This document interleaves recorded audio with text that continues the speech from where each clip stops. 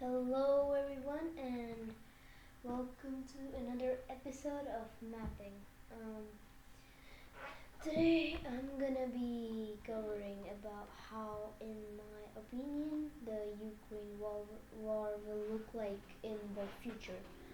I'm gonna spice things up a bit just because of content, and this is the rough sketch of the invasion. This is like the Kursk, and this is the Russia's. Actually, it should be a little bit less. There we go. So yeah, that was a rough sketch. So I'm gonna spice things up a bit.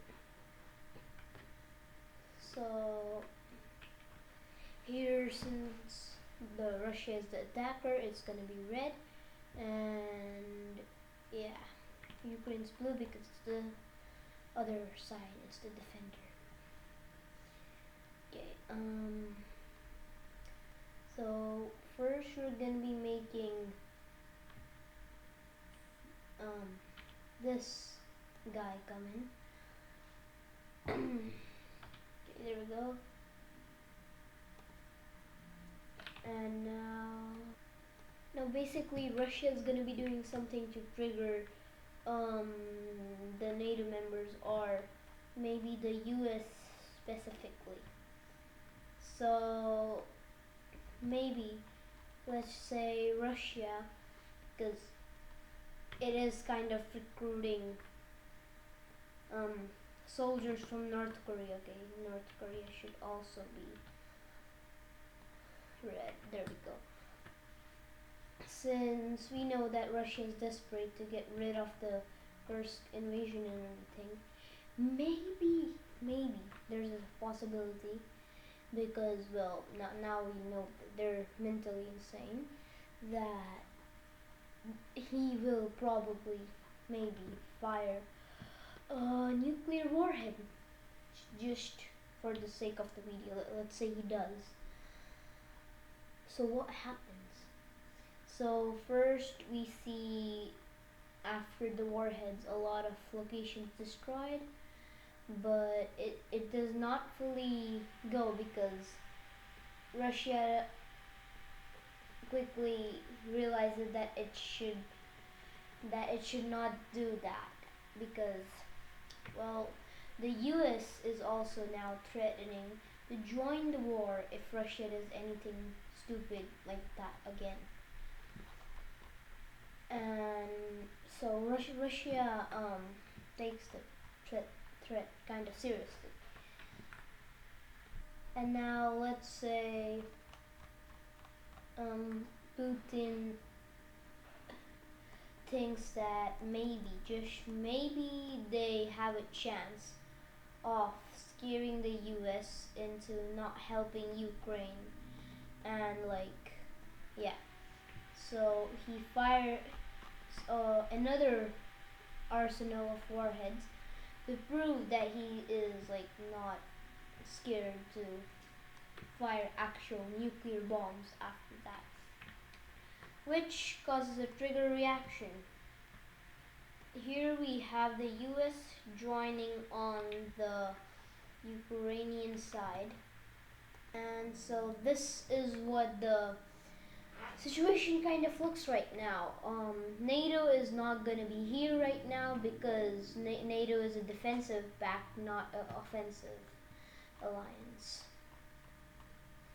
So first of all, US is going to be sending their military over, since here they're going to be sending their military over here. So first we're gonna see US fleets preparing. They're not gonna be ready like so soon, so they do not yet completely invade Russia. And Russia takes this time to essentially get his meat grinder on with all the soldiers with North Korea he just had. He pushes forward a little, but the drone strikes from Ukraine don't let him progress too much. And this is like the span of a few weeks. which is enough for the military of the US to get set up and fighting. So we see the troops starting to land around over here, and basically they are centered somewhere over here in Japan and South Korea. And basically they tell North Korea, get out of the war or we're coming for you. And North Korea is not getting much out of the deal it made with Russia. And so it says, okay, we will not interfere with the war. But of course, they're just not going to back down like that because, well, they're stupid. So I'm just going to leave them red because of good measure. They're still going to be sending a few troops to Russia, and yeah. But it's not like official though, like kind of, if you understand. Okay. Anyways, so soon, the American troops start marching over here and start taking land over here. Now it does not, since this place is not as bad as the climate is up on the center of Russia over here, but it is still pretty bad. So they don't steamroll over the place, they just kind of take the place since it's empty. But the environment is pretty much a natural barrier and doesn't let them go much farther than about this much. And their troops are still not arriving in large numbers. But that's like the sideline to like distract the troops, hoping Putin will send all the troops from around here all the way over here. And that's gonna buy US some time to get its troops actually centered up over here in Europe. That's a great plan, and I think the US is gonna use it. Now remember, all of this is like a scenario, so we are spicing things up a little. So first of all, US just gets rid of this, and to like there's a Navy port over here, like over right here. So they want to get rid of it, and they do. And they basically just take the whole land. It's free for the taking. There's no military over there basically. There is, but nothing compared to the US Army. And now the troops are slowly but surely arriving in Ukraine. Now Russia has gained a little bit of territory, but not really much. They're stuck in a stalemate. And soon the American troops start getting set up in the defense line. And first of all, they fight back over here where the sideline where first they had invaded the Kursk invasion. So that's where the first battles take place, because since they're coming from over there over here, which will make the most sense. And that was the most defenseless part right now, since they're focusing over here in their meat grinder. And soon America establishes its security over this land, but the problem is the troops are still not arriving in large numbers, although they're much larger than they were before.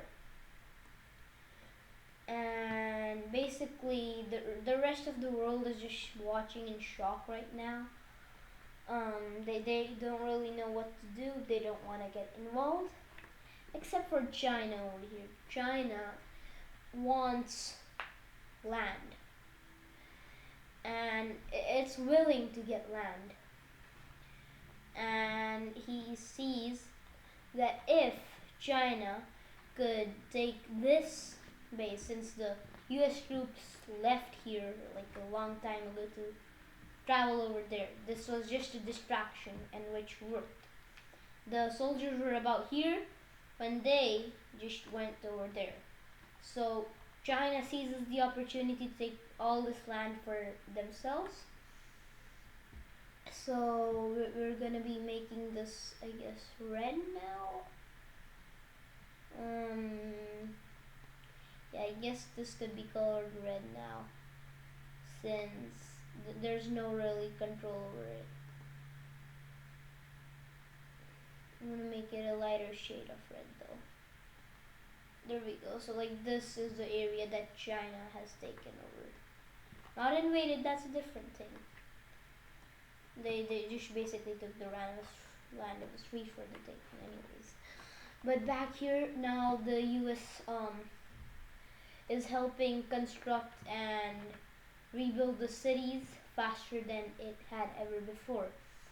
And it basically is restructuring Ukraine and helping them build like the airfields, getting them better drones, better armor. And really all of the things start arriving in great quantities. And they soon establish air security as well. And they basically allow like bomb strikes. They strike where the Kursk invasion took place because that's still the most undefended place right now. They take out a few things over here, but not really much going on. This is where they invade, since this was their weak spot, and they could easily take over since all of their troops had been here anyways. They do push the Russians back a little, but it is still pretty much a stalemate. But we see a lot of like naval skirmishes now because over here. And Russia loses some pretty hefty land. They lose all of this area because they have really not militarized anything, except for the Ukrainian part at this point. So yeah. So they're really stuck in a stalemate for a while with the Ukrainian and the US forces pushing a little out and connecting to their other forces. But that's really it. They're stuck for the stalemate for a while. But then comes the interesting part. Remember, we're spicing things up, okay? US's closest allies are the UK and Japan, kind of South Korea. And South Korea reports North Korea sending, well, armor and inventory and everything. And basically US is like, go ahead South Korea, I'll give you the permission to invade North Korea. And since they have a pretty tense relation right now, South Korea takes its chances and starts invading. Now South Korea would never be the aggressor here, and it isn't, because while they were also sending supplies, they were also bombing a few things over here. And so yeah, the South Korean military carries out operations against them, which Japan also helps them. So I guess they do deserve to be colored blue now. I'm not gonna take the time to color all of these islands. That just gonna take too much long. So basically a few of the Russian allies, which is basically just North Korea, and it's busy in its own war. It's basically the US and Ukraine versus Russia. And then you've got a Korean war with Japan siding with South Korea. None of the other countries really want to join in because either they're kind of neutral, or either they just don't have an interest in what's going on, because, well, they don't really care. They're not gonna get much out of it. But we do see US sending less and less support to Israel, so that's the thing that we're not gonna really consider them and talk about them in the video right now. So, anyways, the stalemate is slowly but surely breaking as US is now superior in the tanks since they've arrived in very large numbers. And US is kind of also forcing everyone to donate more things. And well, the invasion just starts leading up and up. And well, Russia starts bluffing it in about how they're gonna nuke Ukraine. And just in case, the US also says that if Russia tries to nuke anything, they're gonna be facing a nuclear war with them. Russia has basically become North Korea at this point. Like, I'm gonna nuke you. Okay, anyways, let's not get distracted. As help from other NATO countries because, well, Ukraine was kind of the one to get attacked. They're sending in billions of worth of dollar support now. And basically, they have managed to push back the invasion that Russia had made. And basically even push into Russia. Russia now knows that it's a draw or a lose. And it's going for the draw. But it still tries to throw people in the meat grinder and try to win that way. They decide, because like this land like below here is kind of their factory right now, although they have relocated, but a lot of them are still over here. And so the US military base basically, what it does is it goes like this, and it goes like this, and then it goes like this, and then it goes like this.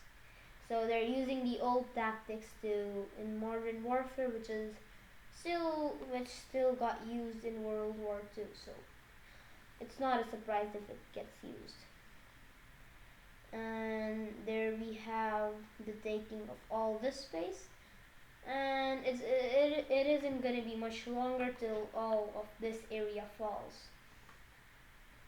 But since Russia is noticing all of its industry is getting wiped out, it does start sending soldiers.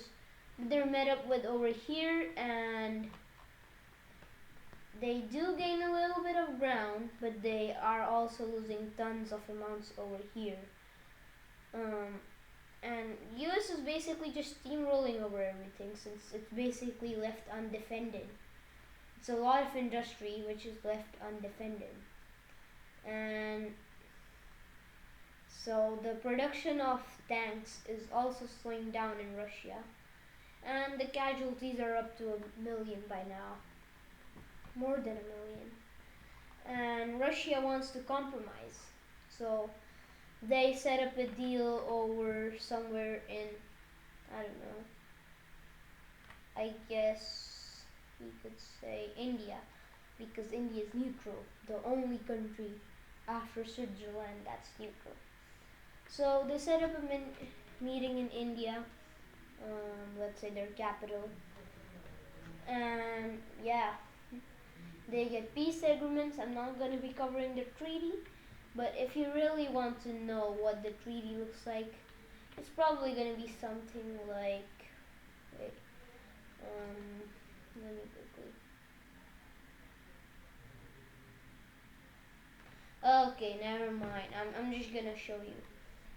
So the treaty would look like, so all of this. I think I'm over exaggerating, but nah, I think this is the fairness. All of this area will be given to Ukraine, and Russia will lose this to Ukraine as well. And what will the US gain? Well, the closest thing oh my god, the US will gain is going to be, let's say, this area, since Alaska is closest to over here. So all this area is gonna be